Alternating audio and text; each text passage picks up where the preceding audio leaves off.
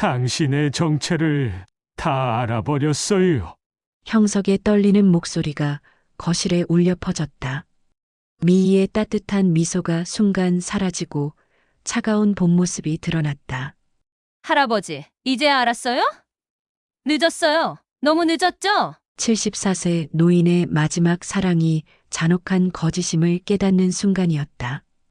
가슴 깊은 곳에서 올라오는 배신감과 절망이 형석의 온몸을 휩쓸었다. 외롭고 힘든 시간을 견디는 우리들의 이야기, 함께 공감해 주셨다면 구독과 좋아요로 응원해 주세요. 서울 변두리의 낡은 아파트 단지, 오후 3시의 고요한 복도에서 김형석의 발걸음이 천천히 울려 퍼집니다. 74세의 은퇴한 공무원인 형석은 매일 같은 시간, 같은 길을 걸어 집으로 돌아옵니다. 손에는 마트에서 산 라면 한 봉지와 우유 한 팩이 들려 있죠. 현관문을 열고 들어서는 순간 정적이 형석을 맞이합니다. 아내 순자가 세상을 떠난 지도 벌써 10년이 흘렀습니다. 처음 몇 년은 그녀의 빈자리가 너무 크게 느껴져서 밤마다 잠을 이루지 못했는데 이제는 오히려 이 정적이 익숙해져 버렸습니다. 형석은 거실 소파에 앉아 리모컨을 집어듭니다. 오후 3시 반 KBS 일일 드라마가 시작되는 시간이죠. 화면 속 젊은 남녀의 사랑 이야기를 보며 혼자 중얼거립니다. 요즘 젊은 사람들은 참 복잡하게 살아.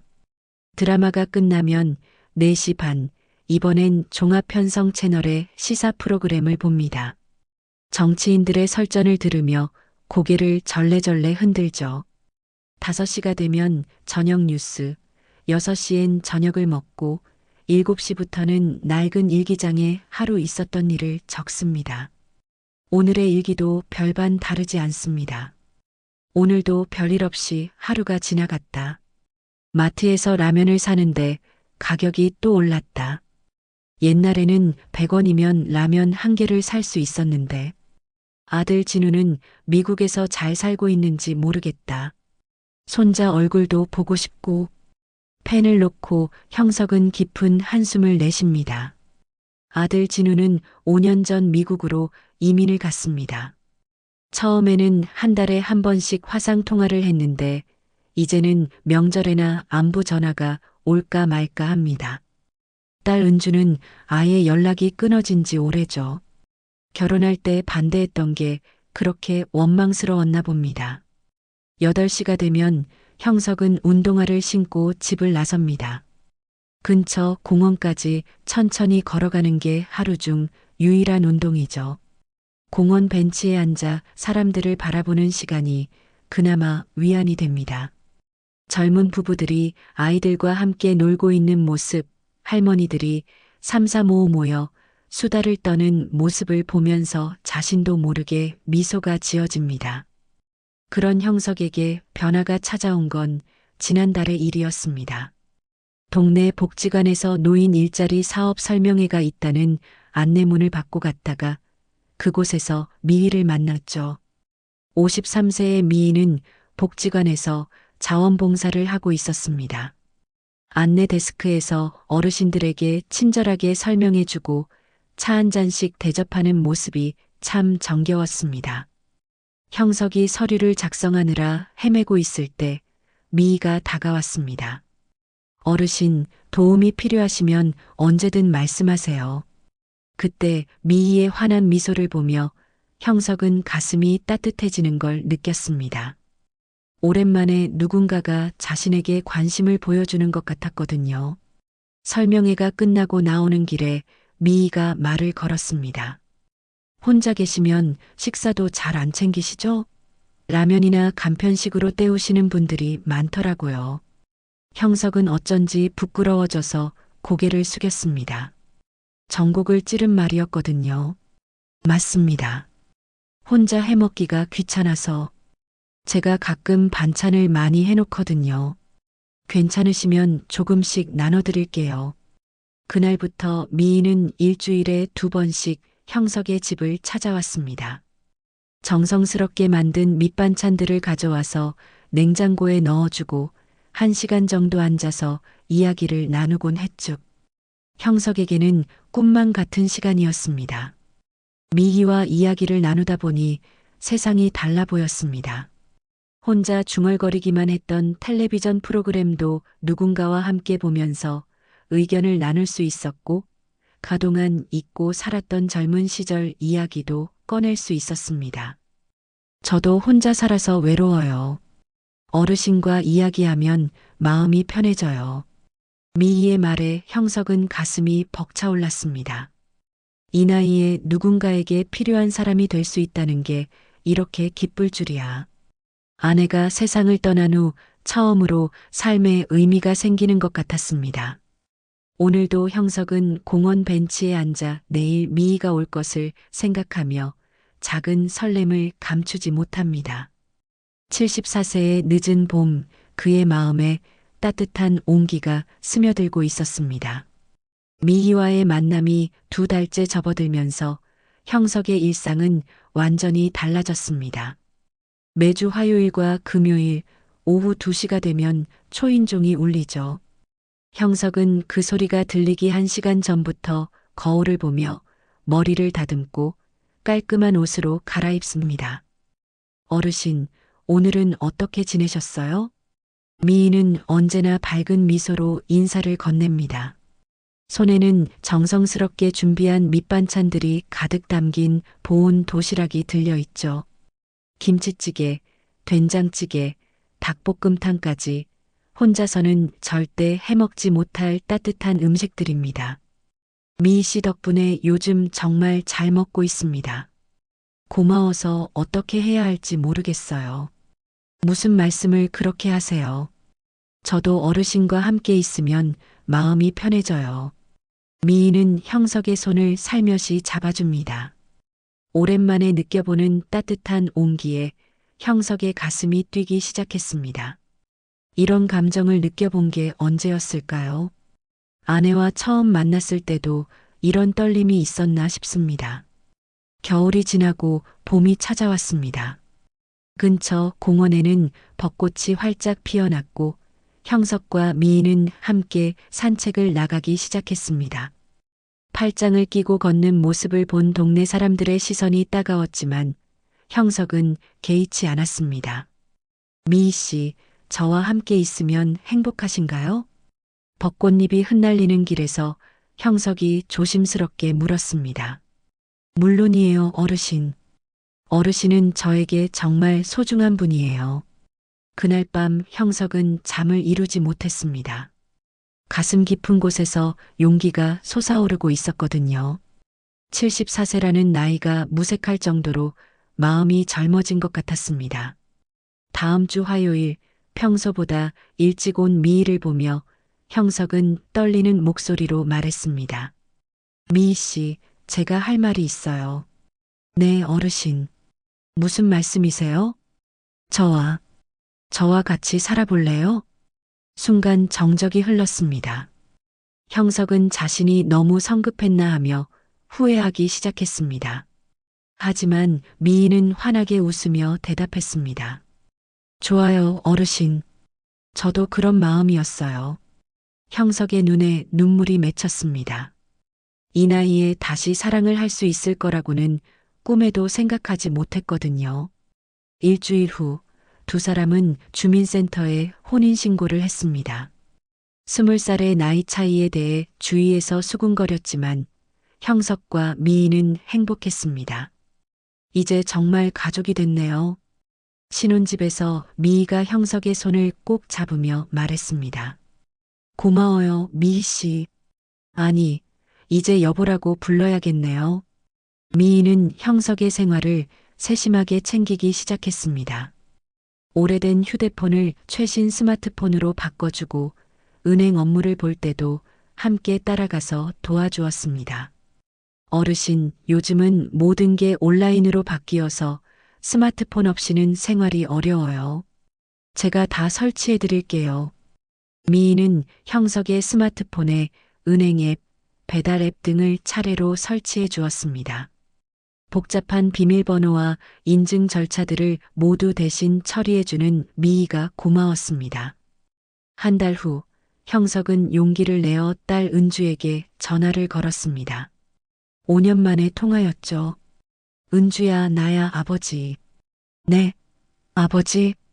놀란 은주의 목소리가 들렸습니다.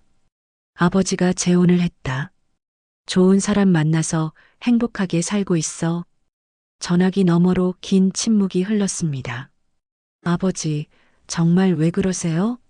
엄마 돌아가신 지 겨우 10년밖에 안 됐는데. 은주의 목소리가 점점 높아졌습니다. 그 여자 나이가 몇 살이에요? 20살 차이라면서요? 정말 수상해요. 은주야, 내가 무슨 권리로 그런 말을 해? 너는 평생 나를 외면했잖아. 이제야 행복 좀 찾으려고 하는데 왜 방해를 하는 거야? 형석의 목소리도 격해져 버렸습니다. 아버지가 외로우시다는 걸 모르는 게 아니에요. 하지만 그 여자가 정말 아버지를 사랑해서 결혼했을까요? 돈 때문 아니에요? 그만해. 내가 뭘 안다고 그런 말을 해? 형석은 화가 나서 전화를 끊어버렸습니다. 미희가 다가와서 형석의 등을 토닥여 주었습니다. 어르신, 괜찮아요. 자식들은 처음엔 다 그래요. 시간이 지나면 이해해 줄 거예요. 고마워요, 여보. 당신이 있어서 얼마나 든든한지 몰라요. 그날 밤 형석은 미희의 품에 안겨 처음으로 평온한 잠을 잤습니다. 74세의 늦은 사랑이지만 이보다 더 행복할 수는 없을 것 같았습니다. 결혼 생활이 석 달째 접어들면서 형석은 미희의 세심함에 감탄하곤 했습니다. 아침에 눈을 뜨면 이미 정성스럽게 차려진 식탁이 기다리고 있었고, 외출해서 돌아오면 깔끔하게 정리된 집 안이 그를 맞이했죠. 여보, 오늘 은행에서 전화 왔어요. 적금 만기가 다 되어 간다고 하더라고요. 미희가 설거지를 하며 자연스럽게 말했습니다. 아, 그래요? 벌써 시간이 그렇게 흘렀나? 제가 대신 가서 처리해 드릴까요? 요즘 은행 업무 너무 복잡해졌잖아요. 형석은 고개를 끄덕였습니다. 실제로 요즘 은행에 가면 기계로 번호표를 뽑아야 하고 각종 서류도 직접 작성해야 해서 번거로웠거든요. 그럼 고마워요. 인감도 가져가세요. 며칠 후 미희는 새로운 통장을 들고 왔습니다. 어르신, 요즘은 이자율이 더 좋은 상품이 많이 나왔어요. 제가 알아보니까 이 통장이 훨씬 유리하더라고요. 형석은 통장을 받아들며 미희의 꼼꼼함에 다시 한번 감탄했습니다. 혼자 살았다면 이런 것들을 어떻게 알아서 처리했을까 싶었죠. 보험회사에서도 연락이 왔습니다. 어르신, 보험료가 너무 비싸요. 이 나이에 굳이 이런 보장이 필요할까요? 미희가 보험 약관을 들여다보며 말했습니다. 제가 보험 설계사 친구가 있거든요. 더 저렴하고 실용적인 상품으로 바꿔드릴게요. 그럼 좋죠. 당신이 알아서 해주세요. 형석은 미희에게 모든 것을 맡기는 게 편했습니다. 복잡한 일들을 신경 쓰지 않아도 되니까 마음이 한결 가벼워졌죠. 전화벨이 울려도 미희가 먼저 받았습니다. 여보세요? 아, 보험 상담이요? 잠깐만요. 미희는 형석을 쳐다보며 손으로 X 표시를 했습니다. 지금 안 계세요. 나중에 다시 연락 주세요. 왜 안 받으셨어요? 요즘 보험 사기꾼들이 많잖아요. 제가 알아서 거르고 중요한 전화만 연결해 드릴게요. 형석은 미희의 배려에 고마웠습니다. 실제로 혼자 살 때는 온갖 영업 전화 때문에 스트레스를 받았거든요. 어느 날 복지관에서 만났던 박노인이 형석에게 조심스럽게 다가왔습니다. 형석이, 형, 잠깐 얘기 좀 할까? 무슨 일이세요? 그 부인 말이야. 혹시 전에 우리 동네에서도 본 적이 있는 것 같아.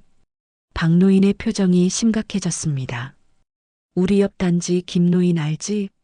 그 집도 비슷한 일이 있었거든. 혼자 사는 할아버지한테 젊은 여자가 나타나서 잘해주더니 나중에 돈만 다 털어가고 사라졌다고 해. 형석은 웃음을 터뜨렸습니다. 박형, 무슨 소리예요?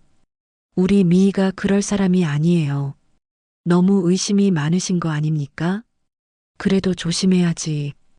요즘 세상이 어떤 세상인데. 설마요. 우리 미희가 그럴 리가 없어요.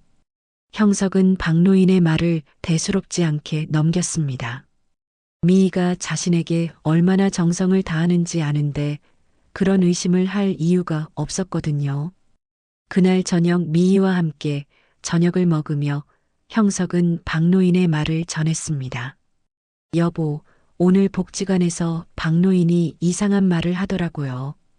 당신을 어디서 본 적이 있다면서 조심하라고 하던데. 미희의 표정이 순간 굳어졌습니다. 무슨 말씀이세요? 그냥 노인네들이 하는 얘기니까 신경 쓰지 마세요. 나는 당신을 믿어요. 미희는 안도하는 표정을 지으며 형석의 손을 잡았습니다. 고마워요, 어르신. 저도 어르신만 믿고 살아요. 하지만 며칠 후부터 형석은 미희의 변화를 느끼기 시작했습니다. 외출하는 일이 잦아졌고 전화 통화를 할 때면 다른 방으로 가서 작은 목소리로 이야기했죠. 여보, 요즘 어디 나가는 일이 많네요? 아, 친구들이 모임을 자주 해서요. 혼자 있었을 때 도움을 많이 받았거든요. 미희의 대답은 자연스러웠지만 형석은 왠지 마음 한구석이 불편했습니다. 어느 날 미희가 새 옷을 입고 나오는 것을 보고 형석이 물었습니다. 옷이 참 예쁘네요. 언제 사셨어요? 아, 이거요? 친구가 선물해 준 거예요. 명품 로고가 선명한 옷이었습니다. 형석은 그런 브랜드에 대해서는 잘 몰랐지만 비싸 보이는 건 알 수 있었죠. 친구분이 참 후하시네요. 그러게요. 저도 놀랐어요. 그날 밤 형석은 왠지 모를 불안감에 잠을 이루지 못했습니다. 박노인의 말이 자꾸 떠올랐거든요. 하지만 곧 고개를 저었습니다.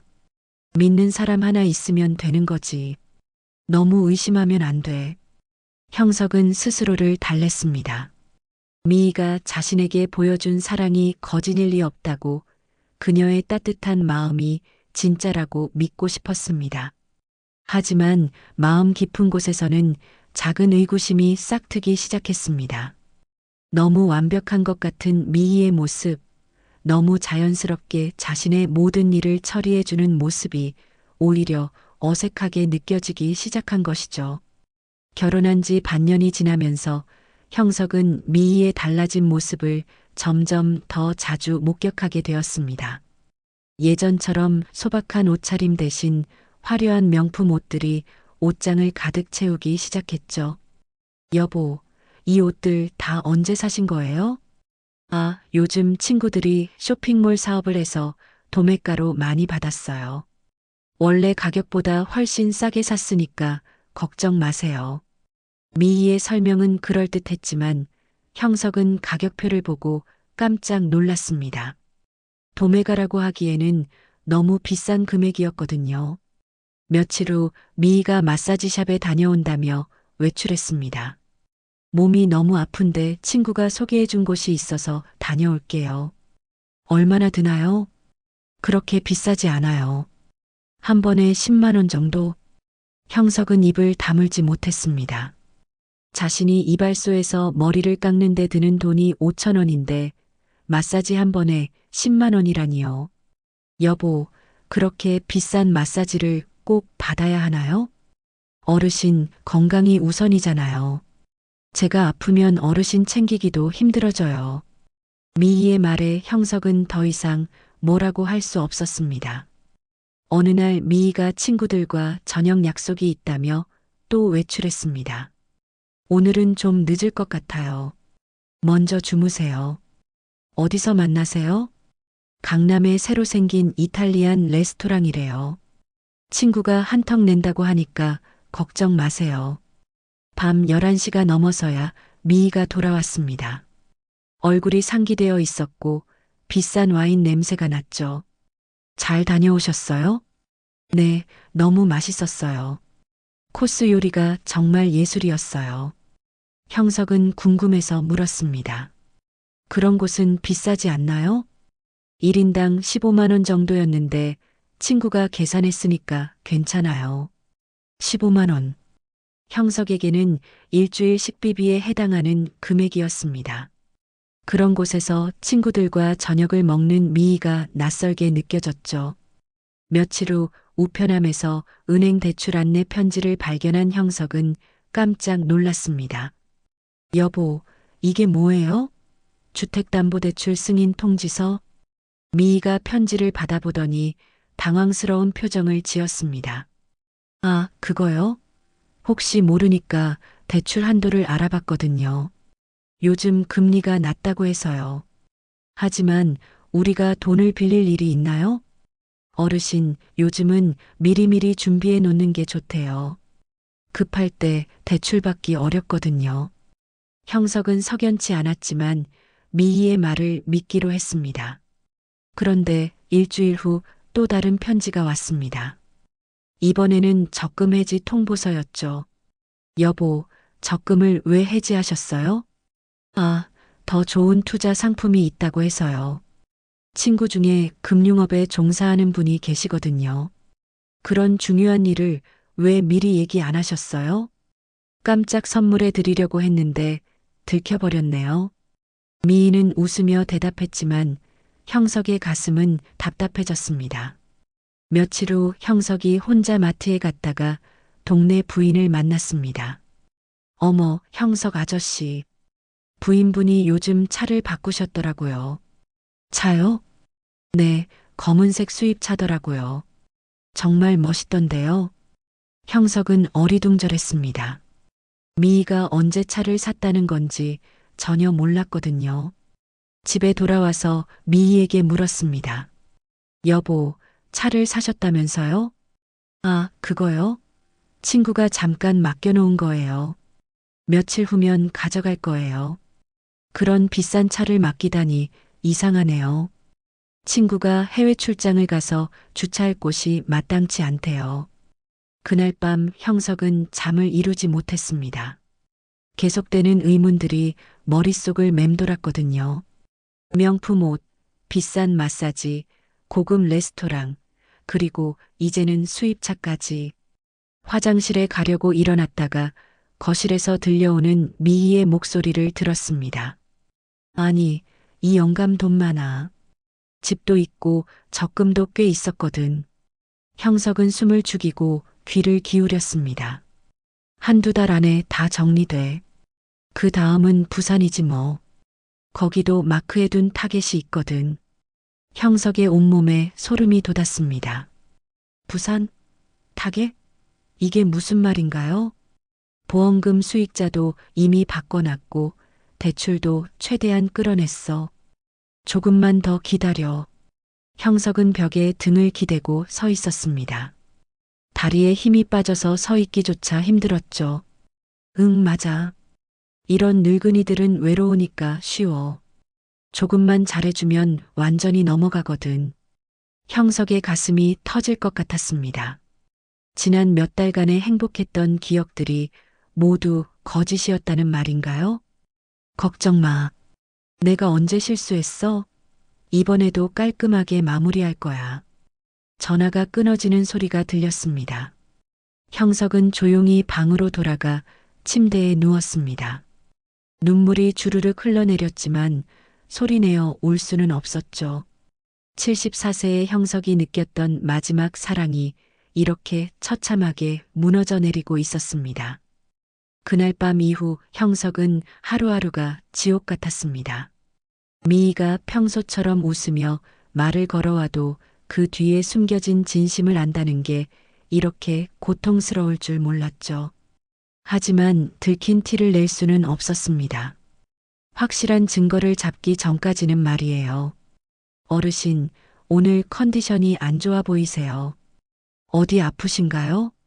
미희가 걱정스러운 표정으로 형석의 이마에 손을 대었습니다. 예전 같았으면 가슴이 따뜻해졌을 그 손길이 이제는 소름 끼치게 느껴졌죠. 괜찮아요. 그냥 잠을 못 잤을 뿐이에요. 그러시면 안 되죠. 제가 보양식 좀 끓여드릴게요. 미희는 정성스럽게 삼계탕을 끓여주었습니다. 형석은 그 모습을 보며 씁쓸하게 웃었죠. 이 모든 친절이 결국 자신의 돈을 노린 것이었다니요. 며칠 후 형석은 혼자 은행을 찾아갔습니다. 미희 몰래 자신의 계좌 상황을 확인해 보고 싶었거든요. 어르신, 상담받으러 오셨나요? 젊은 은행원이 친절하게 맞이했습니다. 제 계좌 잔고하고 대출 현황을 좀 확인하고 싶어서요. 신분증 주시면 바로 확인해 드릴게요. 잠시 후 은행원의 표정이 심각해졌습니다. 고객님, 혹시 최근에 큰 금액의 대출을 받으신 게 맞나요? 대출이요? 네, 고객님 명의로 이미 3억 가까이 대출이 나가 있습니다. 형석은 의자에서 일어날 뻔했습니다. 3억이라니요. 그리고 적금도 지난달에 모두 해지되었고 보험도 해약 처리되었네요. 보험 수익자는 누구로 되어 있나요? 미희 씨로 지정되어 있습니다. 형석의 머리가 어지러웠습니다. 자신도 모르는 사이에 모든 재산이 미희에게 넘어가 있었던 거죠. 고객님, 혹시 이런 거래들을 직접 하신 게 아니라면 사기일 가능성이 있습니다. 경찰서에 신고하시는 게 좋겠어요. 은행원의 말에 형석은 고개를 끄덕였습니다. 집으로 돌아가는 길에 형석은 복잡한 마음이었습니다. 사랑받고 있다고 믿었던 시간들이 모두 거짓이었다는 현실이 받아들여지지 않았거든요. 집에 도착하자 미희가 밝은 표정으로 나왔습니다. 어르신, 어디 다녀오셨어요? 그냥 산책 좀 했어요. 혼자 나가시면 안 되죠. 제가 함께 다녀야죠. 미희는 형석의 팔을 자연스럽게 잡았습니다. 예전 같으면 행복했을 그 순간이 이제는 마치 감옥 같았죠. 그날 밤 형석은 미희가 잠든 틈을 타서 조용히 일어났습니다. 미희의 휴대폰을 가져와서 몰래 들여다보려고 했죠. 다행히 미희는 잠버릇이 깊었습니다. 휴대폰을 켜자 수많은 메시지들이 보였습니다. 형석은 떨리는 손으로 메시지들을 하나씩 확인했습니다. 타겟 정리 완료 예정일 다음 주 금요일. 새로운 신분증 준비 완료. 부산으로 이동 가능. 보험금 수령까지 대기. 예상 금액 5억. 형석의 손이 덜덜 떨렸습니다. 5억이라니요. 자신이 죽으면 5억을 받는다는 말인가요? 더 충격적인 건 다음 메시지였습니다. 이번 타겟은 좀 끈질겨. 빨리 정리해야겠어. 방법 알지? 응, 걱정 마. 내가 언제 실수했어. 자연사로 처리할 거야. 형석은 휴대폰을 떨어뜨릴 뻔했습니다. 자연사? 그럼 자신을 죽일 계획이라는 말인가요? 메시지를 더 확인하자 조직원들과의 대화가 나왔습니다. 미희는 혼자가 아니었던 거죠. 여러 명이 함께 노인들을 상대로 이런 일을 벌이고 있었습니다. 신분 위장용 계좌 농협 123-456-7890-12 위조 서류 보관함 지하철 사물함 1247번 다음 타겟 정보 부산 해운대 거주 84세 남성 자녀 없음. 형석은 온몸이 떨렸습니다. 자신이 죽으면 미희는 부산으로 가서 또 다른 노인을 속일 계획이었던 거죠. 더 끔찍한 건 과거 피해자들의 명단도 있었다는 겁니다. 김영수 78세 작년 12월 완료. 박철민 82세 올해 3월 완료. 이만종 76세 올해 6월 완료. 완료라는 말이 무엇을 의미하는지 형석은 알 수 있었습니다. 그 노인들 모두 죽었다는 뜻이겠죠. 형석은 조용히 휴대폰을 원래 자리에 놓고 화장실로 갔습니다. 거울 속 자신의 모습이 초라해 보였죠. 74년을 살아오면서 이런 배신을 당할 줄이야. 하지만 형석은 무너지지 않기로 했습니다. 자신뿐만 아니라 앞으로 미희의 표적이 될 다른 노인들을 위해서라도 이 일을 막아야 했으니까요. 다음 날 아침 미희가 평소처럼 웃으며 아침 식사를 준비했습니다. 어르신, 오늘 날씨가 정말 좋네요. 같이 공원에라도 갈까요? 형석은 미희를 똑바로 쳐다보며 말했습니다. 미희 씨, 제가 할 말이 있어요. 네, 무슨 말씀이세요? 당신의 정체를 다 알아버렸어요. 순간 미희의 표정이 굳어졌습니다. 밝은 미소가 사라지고 차가운 눈빛이 드러났죠. 어르신, 무슨 말씀을 하시는 거예요? 그만해요. 다 들었어요. 당신이 하는 일, 계획하고 있는 일 모두요. 미희는 잠시 말이 없더니 천천히 웃기 시작했습니다. 그런데 그 웃음은 예전의 따뜻한 미소가 아니었죠. 할아버지, 이제야 알았어요? 늦었어요. 너무 늦었죠. 미희의 차가운 웃음소리가 거실에 울려 퍼졌습니다. 형석이 알고 있던 그 따뜻하고 상냥한 여인은 온데간데 없었죠. 지금 앞에 서 있는 건 완전히 다른 사람 같았습니다. 그래도 할아버지는 다른 사람들보다 눈치가 빠르시네요. 보통은 끝까지 모르고 가시는데 미희가 팔짱을 끼며 냉소적으로 말했습니다. 끝까지 모르고 간다니 그게 무슨 뜻이에요? 말 그대로죠. 사랑받으며 행복하게 세상을 떠나시는 거예요. 나쁘지 않잖아요. 형석은 몸이 떨렸습니다. 미희가 이렇게 태연하게 살인을 암시하다니요. 당신이 지금까지 몇 명을 그렇게 궁금하시면 안 될 거 없죠. 할아버지가 네 번째예요. 미희는 마치 날씨 이야기하듯 담담하게 대답했습니다. 처음에는 정말 힘들었어요. 그런데 해보니까 생각보다 쉽더라고요. 외로운 노인분들은 조금만 관심을 보여줘도 완전히 넘어가거든요. 형석은 의자에 주저앉았습니다. 지난 몇 달간의 행복했던 기억들이 모두 연극이었다는 현실이 받아들여지지 않았거든요. 그럼 처음부터 끝까지 다 거짓이었단 말이에요? 거짓이라고 하기엔 좀 그렇고 업무였죠. 저도 먹고 살아야 하니까요. 미희는 소파에 편안하게 앉으며 말했습니다. 할아버지도 외로웠고 저도 돈이 필요했어요. 서로 필요한 걸 주고받은 거죠. 공평한 거래 아니에요? 공평한 거래라고요? 사람 목숨을 뭘로 생각하는 거예요? 형석의 목소리가 높아졌습니다. 목숨이 그렇게 소중하면 자식들이 왜 버렸을까요? 할아버지 아들, 딸들 연락 한번 제대로 안 하잖아요. 미희의 말이 형석의 가슴을 후벼 팠습니다. 사실이었거든요. 저는 적어도 할아버지 마지막 몇 달을 행복하게 만들어 드렸어요. 그것만으로도 감사해야 하는 거 아니에요? 그딴 행복 누가 원했어요? 원했죠. 할아버지가 얼마나 좋아하셨는데요. 제 손 잡을 때마다 눈물 글썽이시면서 미희가 비웃듯 말했습니다. 그때 그 감정들도 다 거짓이었어요? 거짓은 아니에요. 할아버지가 진짜 행복해 하시니까 저도 기분이 좋긴 했어요. 그런데 일은 일이잖아요. 형석은 가슴이 답답했습니다. 미희에게는 사랑도 살인도 모두 그냥 일일 뿐이었던 거죠. 경찰에 신고할 거예요. 신고하세요. 그런데 증거가 있나요? 미희가 여유롭게 웃었습니다. 할아버지가 스스로 결혼하자고 하셨고 모든 서류도 할아버지가 직접 서명하셨어요.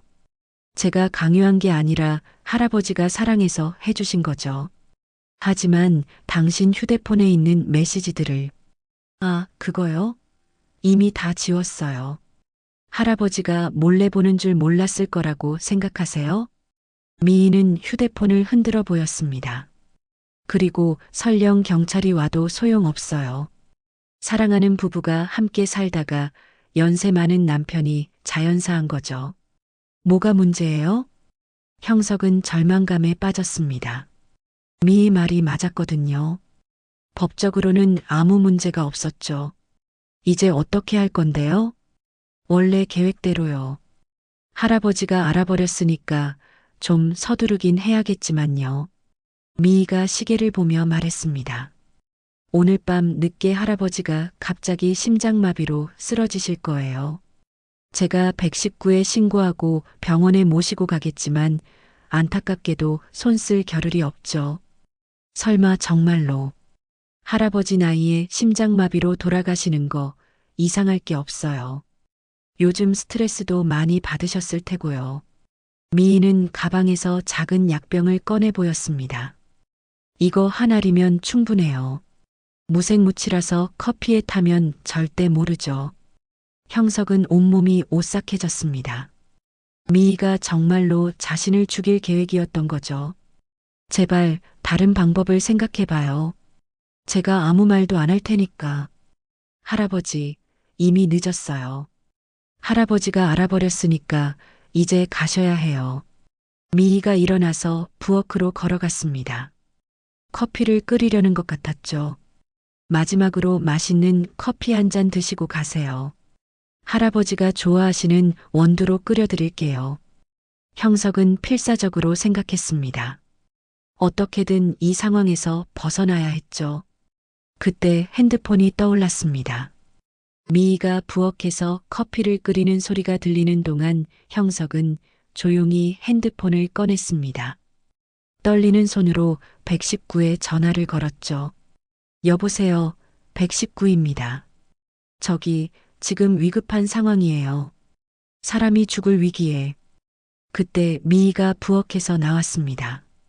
형석이 전화하는 걸 보고 표정이 싸늘해졌죠. 할아버지, 전화 끊으세요. 안 끊어요. 그럼 어쩔 수 없네요. 미희가 부엌 칼을 들고 다가왔습니다. 더 이상 자연사로 위장할 생각은 없는 것 같았죠. 할아버지가 너무 고집이 세서 어쩔 수 없이 이렇게 되는 거예요. 형석은 의자를 앞에 세우며 후퇴했습니다. 74세의 몸으로는 53세의 미희를 당해낼 수 없었죠. 그때 현관문이 벌컥 열렸습니다. 경찰입니다. 현관문이 열리면서 2명의 형사가 들어왔습니다. 미희는 순간 당황했지만 곧 침착함을 되찾았죠. 부엌 칼을 재빨리 뒤로 숨기며 평소의 밝은 표정을 지었습니다. 어머, 경찰관님들, 무슨 일이세요? 신고를 받고 왔습니다. 이 집에서 위급 상황이 발생했다고 하던데요. 형사가 주변을 둘러보며 말했습니다. 위급 상황이라니요? 저희 집에는 아무 일도. 제가 신고했습니다. 형석이 떨리는 목소리로 외쳤습니다. 이 여자가 저를 죽이려고 해요. 독을 타서 먹이려고 했어요. 형사들이 미희를 쳐다봤습니다. 미희는 당황스러운 표정을 지으며 손사래를 쳤죠. 어르신이 요즘 치매 기운이 있으셔서 자꾸 이상한 말씀을 하세요. 치매가 아니에요. 이 여자가 제 돈을 다 털어가고 저를 죽이려고 했다고요. 형사는 주변 상황을 차분히 살펴봤습니다. 거실에는 뒤엎어진 의자가 있었고 바닥에는 작은 약병이 굴러다니고 있었죠. 어르신, 구체적으로 어떤 일이 있었는지 말씀해 주세요. 이 여자가 제 모든 재산을 가로챘어요. 제 명의로 대출을 받고 보험금 수익자도 자기로 바꿔놨어요. 저는 이분의 부인입니다. 미희가 나서서 말했습니다. 결혼한 지 반년 정도 됐는데 요즘 들어 건망증이 심해지시고 의심병이 생기셨어요. 의심병이 아니에요. 이 여자의 휴대폰에 다른 조직원들과 주고받은 메시지가 있어요. 하지만 미희는 이미 모든 증거를 지워버린 상태였습니다. 형사가 휴대폰을 확인했지만 특별한 내용은 찾을 수 없었죠. 어르신, 혹시 평소에 복용하시는 약이 있나요? 미희가 끼어들었습니다. 네, 최근에 우울증과 불안 증세가 심해져서 정신과 약물을 처방받으셨어요. 미희는 미리 준비해둔 약봉지를 보여줬습니다. 형석 명의로 발급받은 처방전이었죠. 그런 약 먹은 적 없어요. 어르신, 이런 약물들이 때로는 망상 증세를 일으킬 수 있습니다. 형사가 이해한다는 듯 고개를 끄덕였습니다. 노인 부부간의 흔한 문제로 여기고 있었죠. 그때 한 형사가 바닥에 굴러다니는 약병을 발견했습니다. 이게 뭔가요? 아, 그거요? 어르신 혈압약이에요. 흥분하시면서 떨어뜨리신 것 같아요. 미희가 자연스럽게 대답했지만 형사는 약병을 자세히 살펴봤습니다. 라벨이 없네요. 보통 처방약에는 환자 정보가 적혀 있는데 집에서 보관하려고 다른 통에 옮겨 담았어요. 미희의 대답에 형사는 의심스러운 눈길을 보냈습니다. 혹시 신분증 확인 좀 해봐도 될까요? 네, 물론이죠. 미희가 신분증을 건네자 형사가 휴대용 단말기로 조회했습니다. 잠시 후 형사의 표정이 심각해졌죠. 이상한데요. 과거에 여러 차례 혼인신고 기록이 있네요. 미희의 얼굴이 순간 굳어졌습니다. 그럴 리가 없는데요. 착오가 있는 것 같은데. 대구에서 2년 전, 인천에서 1년 반 전, 모두 70세 이상의 남성분들과 혼인신고를 하셨네요. 형석의 눈이 번쩍 뜨였습니다. 미희가 자신만의 상대가 아니었던 거죠. 이분들은 어떻게 되셨나요? 형사가 단말기를 더 조회해 보니 충격적인 사실이 드러났습니다. 모두 혼인 후 6개월 이내에 사망하셨네요. 사인은 모두 자연사로 처리되었고요. 이제 믿으시겠어요? 이 여자가 연쇄살인마라고요. 형석이 외쳤습니다. 미희는 더 이상 연기를 할 수 없다는 걸 깨달았습니다. 평소의 상냥한 표정이 사라지고 차가운 본 모습을 드러냈죠. 참 재수없게 걸렸네. 미희가 중얼거리며 뒤로 물러섰습니다. 부인, 일단 서해 동행해서 조사를 받으셔야겠습니다. 동행은 무슨, 내가 왜? 연쇄 혼인과 배우자 사망건에 대해 조사가 필요합니다. 그때 미희가 갑자기 부엌으로 달려갔습니다.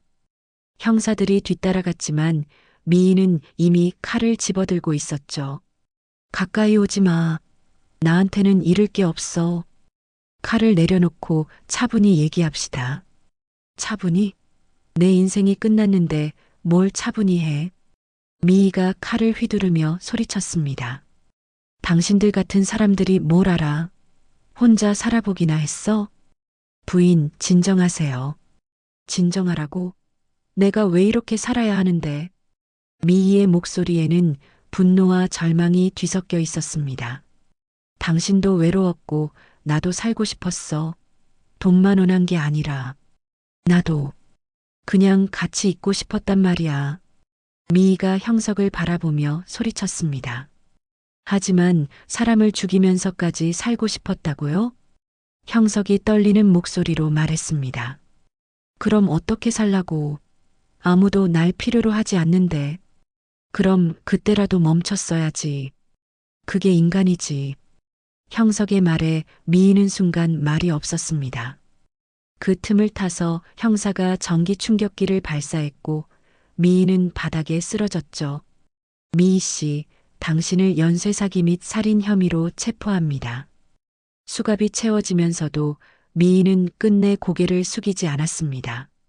연행되면서도 형석을 째려보는 그 눈빛에는 원망과 분노가 가득했죠. 형석은 그 모습을 보며 깊은 한숨을 내쉬었습니다. 74년을 살아오면서 이런 배신을 당할 줄은 꿈에도 몰랐거든요. 미희가 연행된 지 석 달이 흘렀습니다. 형석은 혼자 남은 집에서 조용한 일상을 되찾아가고 있었죠. 미희가 가져간 돈의 일부는 되찾을 수 있었지만 대부분은 이미 사라진 후였습니다. 그래도 형석에게는 더 소중한 것을 되찾은 기분이었어요. 아버지, 정말 괜찮으세요? 딸 은주가 서울로 올라와서 며칠째 형석을 돌보고 있었습니다. 미희 사건이 뉴스에 나온 후 은주가 급하게 연락을 해왔거든요. 괜찮다. 이제 정말 괜찮아. 형석은 진심으로 그렇게 생각했습니다. 물론 상처는 깊었지만 그 상처를 통해 배운 것들이 있었거든요. 아버지가 그 여자 때문에 얼마나 힘들었을지. 제가 좀 더 자주 연락드렸으면. 은주야, 그런 말 하지 마. 이미 지난 일이야. 하지만 아버지가 외로우셔서 그런 일을 당하신 거잖아요. 은주의 목소리에 죄책감이 묻어 있었습니다. 외로웠던 건 맞지. 하지만 그게 내 잘못은 아니야. 내가 선택한 일이니까. 형석은 창밖을 바라보며 말했습니다. 봄이 다시 찾아와 벚꽃이 피기 시작했죠. 며칠 후 형석은 동네 복지관을 찾았습니다. 미희를 만났던 그곳이었지만 이제는 다른 목적이 있었거든요. 어르신, 어서 오세요. 오랜만이시네요. 복지관 직원이 반갑게 맞이했습니다. 노인 법률 상담 봉사를 하고 싶어서 왔어요. 봉사라니요? 어르신께서요? 네. 제가 겪은 일을 바탕으로 다른 어르신들에게 도움이 되고 싶어서요. 형석의 제안에 복지관에서는 흔쾌히 동의했습니다. 실제로 노인 대상 사기가 늘어나고 있는 상황에서 경험자의 조언이 필요했거든요. 첫 상담날 78세의 박할아버지가 찾아왔습니다. 요즘 젊은 여자가 자꾸 연락을 해와서요. 반찬도 갖다 주고 잘해주는데 뭔가 이상해서. 형석은 박할아버지의 이야기를 차분히 들었습니다. 자신이 겪었던 일과 비슷한 패턴이었죠. 할아버지, 그분이 혹시 금전적인 도움을 요청한 적이 있나요? 아직은 없는데. 그런데 은행 업무를 도와주겠다고 하더라고요. 절대 개인정보나 인감을 맡기시면 안 됩니다. 아무리 좋은 사람이라도요. 형석은 자신의 경험을 바탕으로 세세한 조언을 해주었습니다. 그리고 무엇보다 중요한 건 외로움 때문에 성급한 결정을 하시면 안 된다는 거예요. 박할아버지는 고개를 끄덕이며 형석의 말을 귀담아 들었습니다. 고맙습니다. 어르신 말씀을 듣고 보니 정말 조심해야겠어요. 그날 이후 형석은 매주 2번씩 복지관에서 상담 봉사를 했습니다. 자신과 비슷한 상황에 놓인 노인들이 생각보다 많다는 걸 알게 됐죠. 어느 날 형석은 미희의 재판에 증인으로 출석했습니다. 법정에서 다시 본 미희는 많이 달라져 있었어요. 화려했던 모습은 온데간데 없고 초라한 죄수복을 입고 있었죠. 피고인에게 마지막으로 할 말이 있습니까? 판사가 물었습니다. 미희는 잠시 망설이다가 형석을 바라봤습니다. 저도 그냥 사랑받고 싶었어요. 돈만 원한 게 아니라 정말로 같이 있고 싶었어요. 형석은 그 말을 들으며 복잡한 마음이 들었습니다. 미희의 마지막 말에 진심이 조금이라도 섞여 있었을까요? 하지만 사람을 속이고 해치면서까지 사랑을 얻으려고 했다면 그건 사랑이 아니었습니다. 형석이 증언대에서 말했습니다. 진심을 주었다고 해서 반드시 진심이 돌아오는 건 아닙니다. 하지만 진심을 지킨 사람은 결국 자기 자신을 지켜낸 사람입니다. 미희는 징역 15년을 선고받았습니다. 형석은 법정을 나서며 깊은 한숨을 내쉬었죠. 몇 달 후 형석의 일상은 완전히 달라져 있었습니다. 복지관에서의 봉사활동 외에도 노인 보호단체에서 강연을 하기도 했고 같은 피해를 당한 노인들을 위한 모임도 만들었죠. 형석 형, 요즘 정말 바쁘시겠어요. 복지관에서 만난 박노인이 말했습니다. 바쁜 게 좋아요. 혼자 있으면 또 이상한 생각할까 봐서. 그래도 형이 이런 일 하시니까 우리가 얼마나 든든한지 몰라요. 형석은 미소를 지었습니다. 미희에게 속았던 그 시간들이 완전히 무의미하지는 않았던 것 같았어요. 그 아픔을 통해 다른 사람들을 도울 수 있게 됐으니까요. 어느 따뜻한 봄날, 형석은 혼자 공원을 산책하고 있었습니다. 벚꽃이 만개한 길에서 젊은 부부가 아이와 함께 웃으며 걸어가는 모습을 봤죠. 할아버지, 갑자기 어린아이가 형석에게 달려왔습니다. 넌 누구니? 저 할아버지예요. 복지관에서 봤어요. 아이의 할머니가 뒤따라왔습니다. 어머, 형석 어르신. 저희 손자가 어르신을 기억하네요. 형석은 따뜻한 마음이 들었습니다. 누군가가 자신을 기억해 준다는 게 이렇게 고마울 줄이야. 집으로 돌아가는 길에 형석은 생각했습니다. 74세의 나이에 겪은 사랑과 배신, 그리고 회복의 시간들. 모든 게 힘들었지만 결국 자신을 더 단단하게 만들어준 것 같았어요. 현관문을 열고 들어서는 순간 형석은 더 이상 외롭지 않다는 걸 깨달았습니다. 진정한 의미를 찾은 삶이 그를 기다리고 있었거든요. 테이블 위에는 딸 은주가 보낸 편지가 놓여 있었습니다.